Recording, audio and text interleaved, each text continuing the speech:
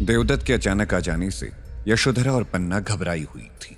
वो दोनों जानते थे कि देवदत्त दुष्ट प्रवृत्ति का है। हालांकि यशोधरा ने दृढ़ता से काम लिया। क्या आप नहीं जानते राजकुमार कि आपको एक असहाय महिला पर अपनी तलवार नहीं चलानी चाहिए? एक मर्द को ये शोभा नहीं देता। वो बात सुनकर देवदत्त ने तुरंत अपनी तलवार वापस ले ली और गुस्से में बोला, मृत्यु दंड ही इस दासी के लिए उचित है। वो इतना भी नहीं जानते हैं कि उन्हें राजकुमार के रास्ते में नहीं आना चाहिए। तभी पन्ना ने यशोधरा को देखते हुए कहा, आप अंदर थी, मैंने इनको बताया, लेकिन ये बिना सुने ही अंदर प्रवेश कर गए।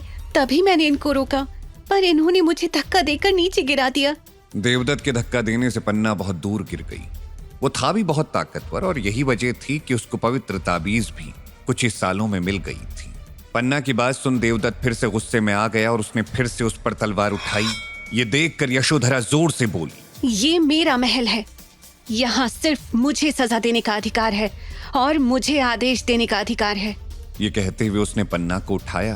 तभी देवदत्त गुर्रा कर बोला, वो कल था, आज सुबह से महल हमारा है।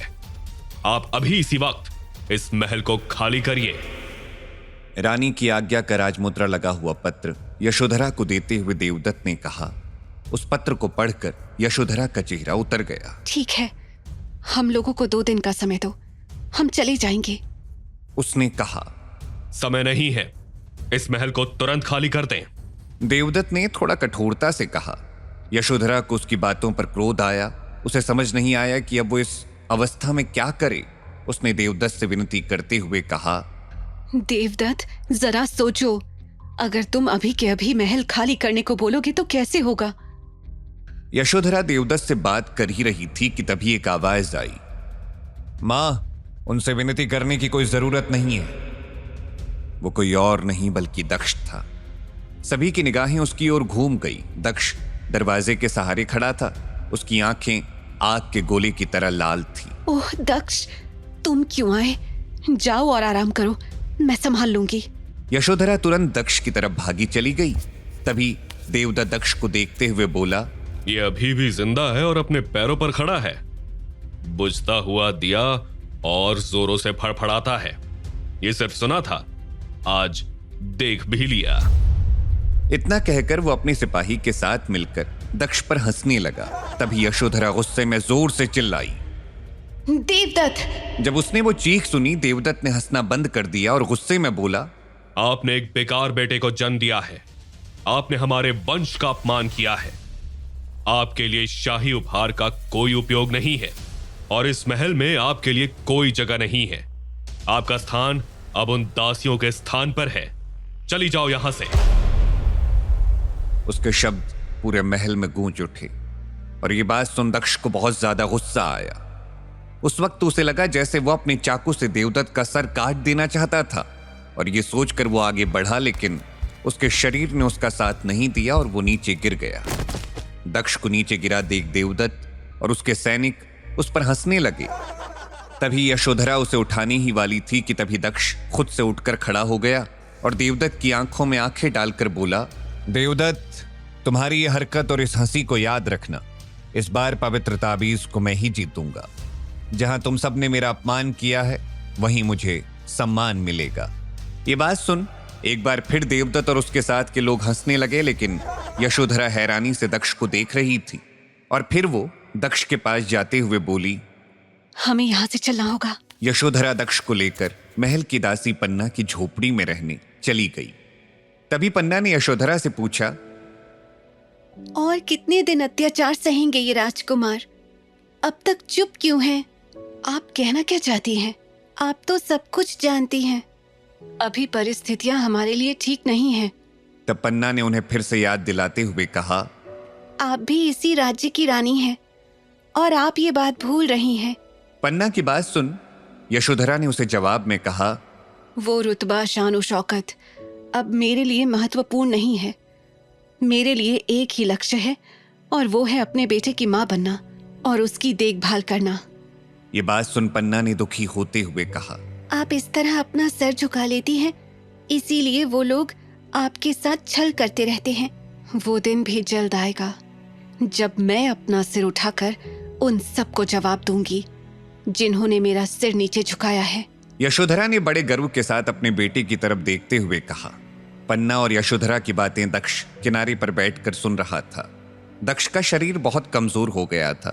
अगर वो अपनी मां की मदद करना भी चाहता तो नहीं कर सकता था। तभी पन्ना ने दुखी होते हुए कहा, आप लोग यहाँ कैसे रहेंगे रानी? यहाँ तो कोई सुख सुविधा नहीं है।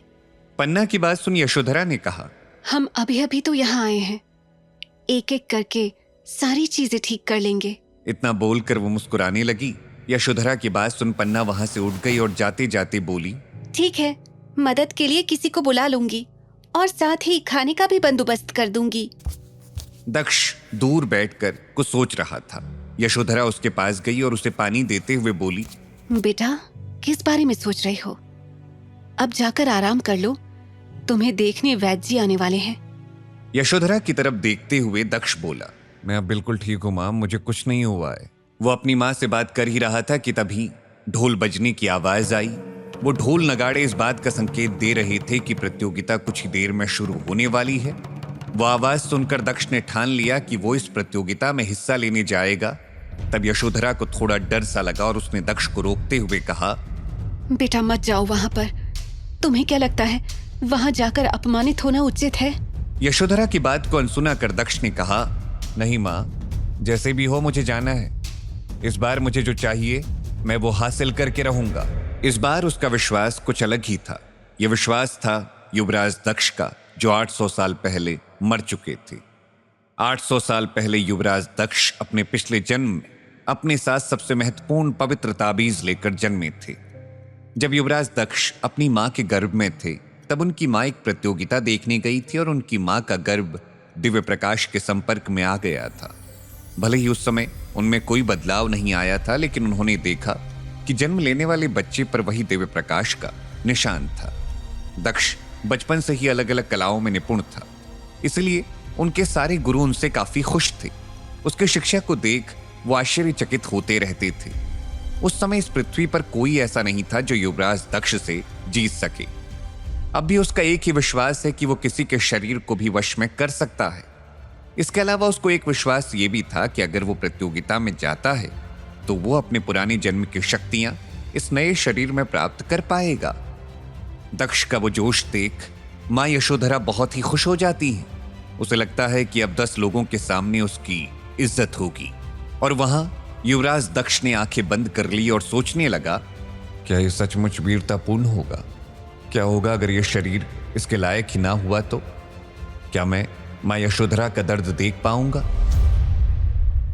वहीं दूसरी ओर प्रतियोगी कार्यक्रमों की तैयारियां भी जोर शोर से चल रही थी, जिसमें चिनाई के अलावा दूसरे राज्यों से भी लोग आ रहे थे। क्योंकि चिनाई पहले से ही वहां पहुंच रही थी और उसने बड़ी रानी के महल में रुकना उचित समझा। उसके सिपाही और सारी सेना, हर कोई बहुत सावधानी से व्यवस्था की जांच कर रहा था। कई माँ बाप इस बात को लेकर संशय में थे कि उनके बच्चों को वो पवित्र ताबीज मिलेगी या नहीं। दूसरी तरफ चिनाई की आंतरिक सेना ने उस जगह को पूरी तरह से अपने नियंत्रण में ले लिया था। वहां आए हर किसी को वो एक एक करके गिद्ध की दृष्टि से देख रहे थे। थोड़ी देर में प्रतियोगिता शुरू होने वाली थी। महारानी चिनाई पिंडारी सिटी की रानी बड़ी रानी से उनके कमरे में बात कर रही थी। तभी चिनाई ने बड़ी रानी से पूछा, मैंने सुना है कि आपके राज्य में हाल ही में कुछ विचित्र परिस्थितियां उत्पन्न हुई हैं। ये सच है। कुछ लोग हमारे खिलाफ होने का विचार कर रहे थे, इसीलिए हमने उनकी कहानी वहीं खत्म कर दी। बड़ी रानी ने शांत होकर जवाब दिया। वो बात सुनकर चिनाई को गुस्सा आया और उसने कहा, आपने गलती की बड़ी रानी। बड़ी रानी ने डरते हुए महारानी से कहा, लेकिन इतनी छोटी सी बात पर अपना समय क्यों बर्बाद करें? महारानी चिनाई ने अपनी आंखें बड़ी करते हुए कहा, इससे कोई फर्क नहीं पड़ता कि चीज छोटी है या बड़ी। अगर पूंछ छेद से दिखाई दे तो तुरंत नहीं काटनी चाहिए। नजर रखो, खोजो कि सर कहाँ है और सिर को भी काट दो।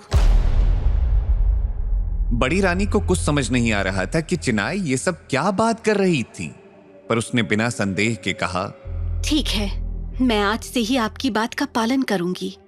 तभी उन्हें महल के बाहर चलने की आवाज आई और वो दोनों एकदम से चुप हो गए। देवदत्त ने उनके सामने आते हुए कहा, सारे इंतजाम कर दिए गए हैं। तब देवदत्त चोरी छुपे अपनी नजर उठाकर चिनाई को देखने की कोशिश कर रहा था। उसे इस प्रकार देखकर चिनाई रानी की ओर मुड़ी और बोली, क्या ये तुम्हारी बहन का बेटा है? हाँ महारानी, ये बहुत ताकतवर है और एक मुक्के से ही हाथी को गिरा सकता है। ये बुद्धिमान भी है, इस राज्य के भावी सेना प्रमुख। बड़ी रानी मुस्कुराकर बोली। जब उसने सुना कि वो सेनाध्यक्ष है तो उसकी मुट्ठियां भिंच गई। चिनाई ने इसका अवलोकन किया और बड़ी रानी से कहा, चलो देखते हैं ये कितने लायक हैं। उसने देवदत्त की ओर देखा और हल्की सी मुस्कान दी और तीनों साथ समारोह की तरफ चल दिए। वहीं दूसरी ओर दक्ष, जो कमरे में आंखें बंद करके बैठा था, नींद में चला गया और तभी उसे एक बार फिर कुछ अजीबोगरीब सपने ने जकड़ लिया। उसको अपनी आंखों के सामने आग की लपटें नजर आने लगी। वो आग के गोले की लोहे की छड़ों से बंधा हुआ था। सामने चिनाई खड़ी थी, जिसे देखकर वो चिल्लाया। चिनाई उसके रोने और चिल्लाने को देखकर उसके जवाब में मुस्कुराई। मैं वापस आऊंगा, मुझे जवाब चाहिए। दक्ष फिर चिल्लाया, लेकिन चिनाई की ओर से कोई जवाब नहीं आया। दक्ष ने बेबसी में अपनी आंखें बंद कर ली। मुझे जाने दो, मुझे जाने दो, ऐसा कहते हुए उसने अपने हाथ में लगी हथकड़ी को छुड़ाने की कोशिश की। आग की लपटें हर तरफ फैल चुकी थी और दक्ष उनसे निकलने की कोशिश करने लगा। तभी उसे एक आवाज सुनाई दी। इसके साथ ही उसने छटपटाना बंद कर दिया और इधर उधर देखने लगा। वहां कोई नहीं था। गुस्सा, बदला, नफरत, क्रोध, ये सारी चीजें विचारों को खत्म कर देती हैं। इसलिए आपको पता नहीं चलता कि इसमें कितनी ताकत है।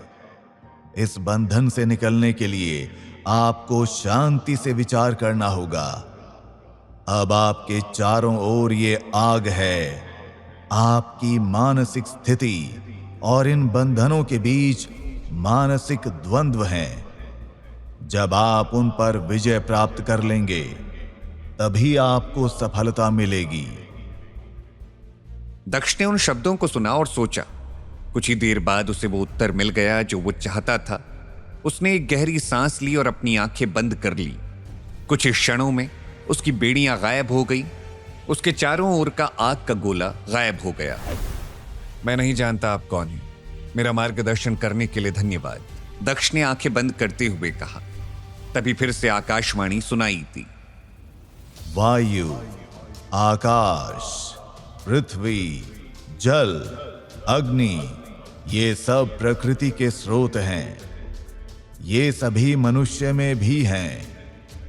मनुष्य में जब बहुत अधिक आंतरिक कला हो तो उसे आत्मशक्ति का उपयोग करना चाहिए।